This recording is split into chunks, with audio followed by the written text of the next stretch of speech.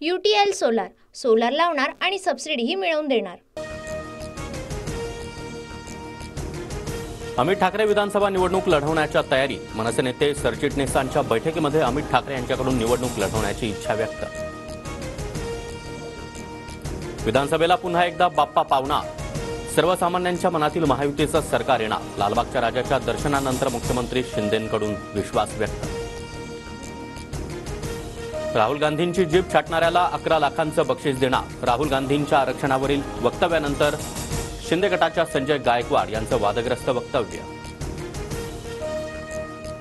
मोदींवर बोलल्यावर जी कारवाई केली असती तीच आता करावी अशी अपेक्षा। संजय गायकवाडांच्या राहुल गांधींवरील वादग्रस्त वक्तव्यानंतर अंबादास दानवेंसह नाना पटोलेंची मागणी। राहुल गांधींना जनता उत्तर देईल, बक्षीस आणि बातम्या येत असतात याला गांभीर्यानं घेत नाही। संजय गायकवाडांच्या वक्तव्यानंतर संजय शिरसाट यांची प्रतिक्रिया। संजय गायकवाड मुख्यमंत्री शिंदेंच्या लाडानं वाया गेलेला अडाणी। येत्या काळामध्ये काँग्रेस गायकवाडांची जिरवणार, बळवंत वानखडेंचा इशारा। विधानसभेच्या निवडणुकीमध्ये महाविकास आघाडीच्या रेड्यांना चापकानं फोडून काढणार, सदाभाऊ खोत यांच्या वक्तव्यानं वाद। लाडकी बहीण योजनेवरून महायुतीमध्ये श्रेयवाद। अजित पवार गटाच्या अर्ध्यापेक्षा जास्त आमदार पवारांसोबत जातील, आमदार बच्चू कडूंचा मोठा दावा। अजित पवारांकडून महायुतीमध्ये 80 ते 90 जागांची मागणी। जागा वाटपाबाबत अजित पवार, प्रफुल्ल पटेल, सुनील तटकरेंची चर्चा होत असते, छगन भुजबळांची माहिती। जयंत पाटील माझे नेते, गोकुळला जयंत पाटलांच्या सत्कारासाठी मीच पाठवलं। गोकुळ झिरवाळ आणि जयंत पाटलांच्या भेटीवर नरहरी झिरवाळ यांचा गौप्यस्फोट। उपमुख्यमंत्री फडणवीसांनी दिल्लीत बंगला घेतला, इथून पाय पसरले की फडणवीस दिल्लीला जाणार की काय? संजय राऊतांचा खोचक सवाल।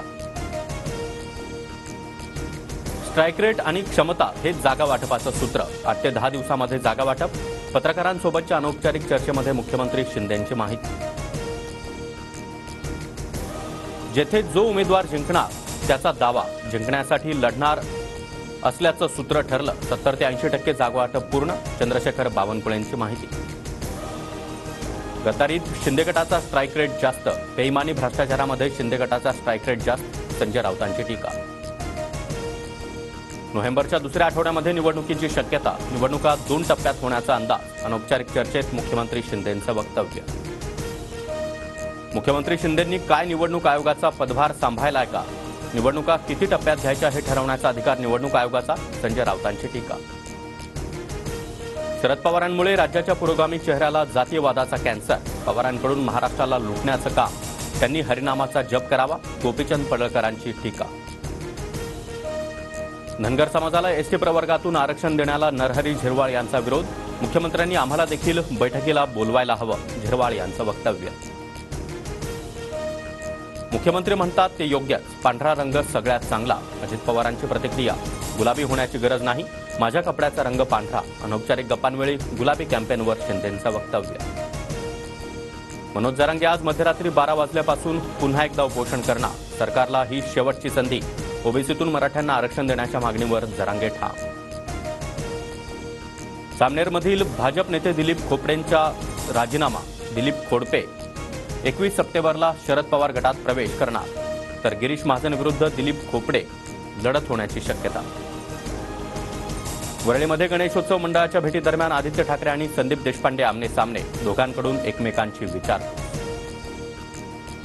ससून रुग्णालयामध्ये 4 कोटींचा घोटाळा, लेखापाल अनिल मानेसह 23 कर्मचाऱ्यांवर गुन्हा दाखल, शासकीय नोंदवहीत आर्थिक तफावत असल्याचं समोर।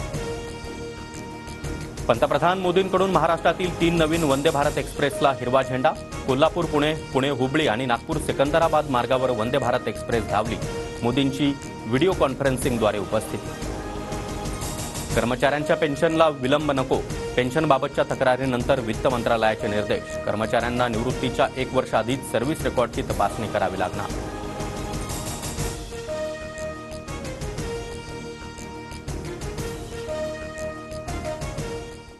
UTL सोलार, सोलार लावणार आणि सबसिडीही मिळवून देणार।